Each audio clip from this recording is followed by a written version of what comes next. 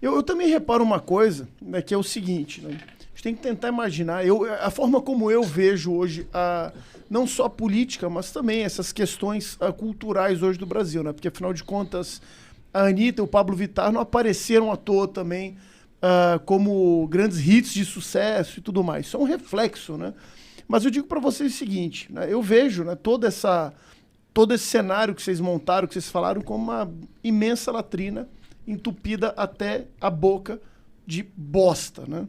Vou falar bosta para não falar merda, para não... O Bostil é grande, né? Exato, né? E é intancável também, né? Só que é o seguinte, tem um lado da direita, né, e tem um lado dessa turma, né, que faz oposição à esquerda, que a gente repara uma coisa, eles têm nojinho de sujar as mãos, que é aquela turma de corrupção. É aquela turma que quer que, por exemplo, que volte, por exemplo, Moisés, né, abra com o mar vermelho com cajado e traga de volta a tábua da salvação, né, dos 10 mandamentos, para poder a gente conseguir sair do atoleiro. A gente sabe, né, como você muito bem falou, a volta de Jesus Cristo, a gente espera por isso até como uma saída também para todo esse caos que está sendo instaurado no mundo. Mas eu queria saber o seguinte, qual foi o gatilho criado para que a direita caísse nessa armadilha anticorrupção, cara, que eu vejo o tempo todo? Pô, o Ricardo pode falar mais depois, mas tem uma coisa que é inegável. A direita é tão materialista quanto a esquerda. O que une essa direita aos comunistas é o materialismo histórico. Então, todas as coisas do final dessa direita que surgiu no Brasil, anticorrupção, ela tem o mesmo tom. Elas são das mesmas cores no final, elas vão se entrelaçando e no final das contas é porque eu quero viajar para Miami, cara. Entendeu? É porque eu quero ter o meu melhor carro, é porque eu sou ateu e tal, e é moda, entendeu? Então... Eu já falei, eu quero criar uma camiseta corrupção anti-PT. Sim, se for para se for para acabar com o PT, nós somos a favor dos caras ser corruptos. Eu quero nem saber.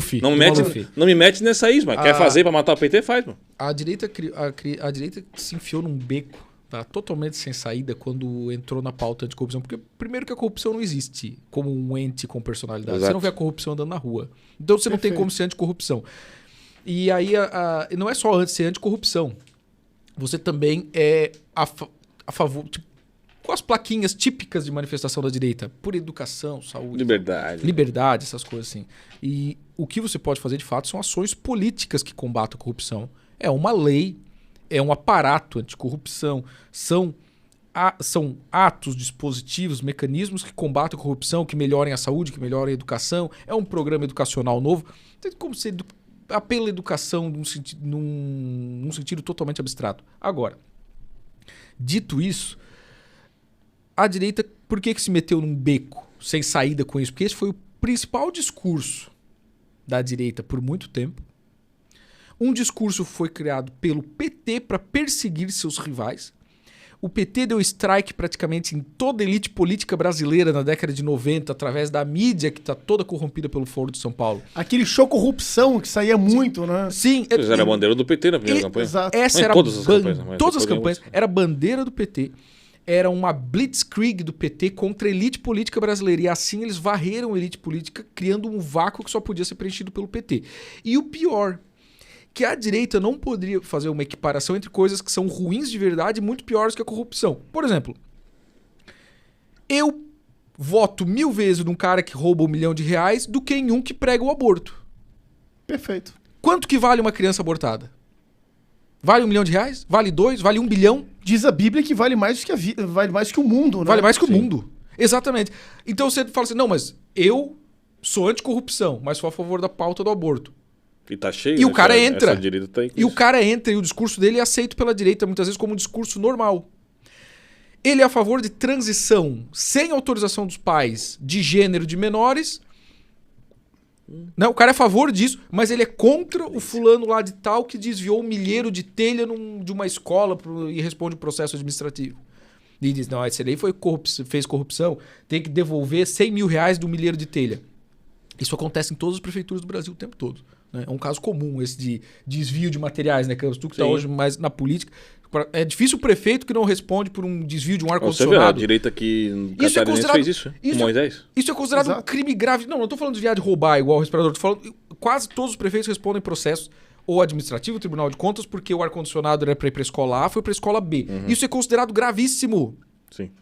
Enquanto toda a pauta woke, a pauta abortista, a pauta trans, e não falo da pauta trans do adulto que queira fazer o que bem entendeu, eu tô falando das crianças.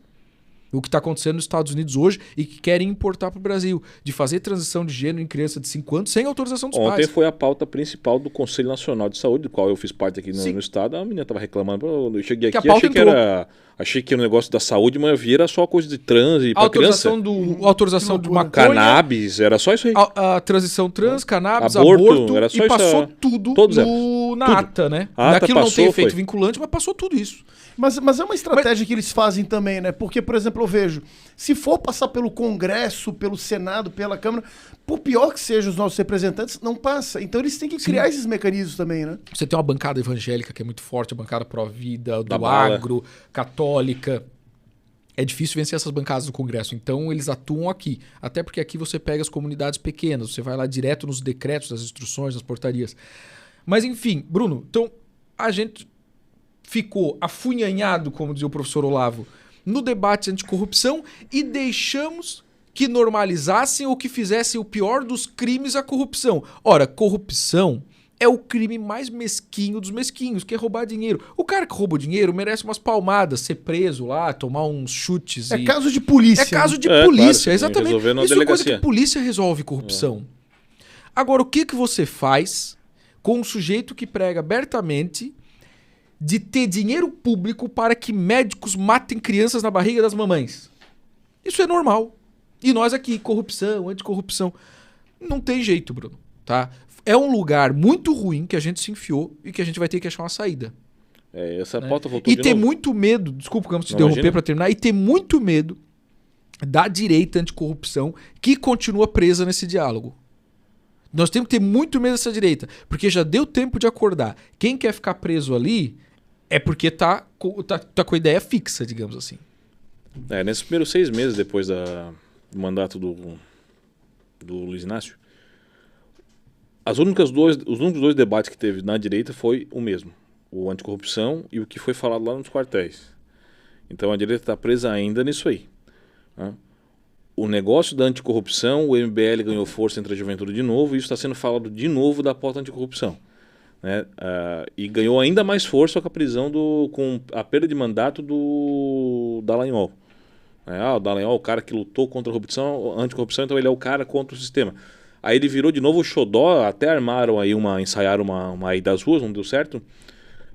Mas porque a pauta anticorrupção ela ainda é uma coisa que une, de certo modo, a direita. Mas veja, a direita está unida numa coisa abstrata, né? Que tu não consegue chegar e tocar ela. Quem consegue fazer isso na pauta anticorrupção é o PT. O PT consegue dizer para vocês que, vocês são corruptos. Roubamos aqui pra caramba, fizemos tudo que tivemos que fazer, mas na verdade vocês que são os corruptos.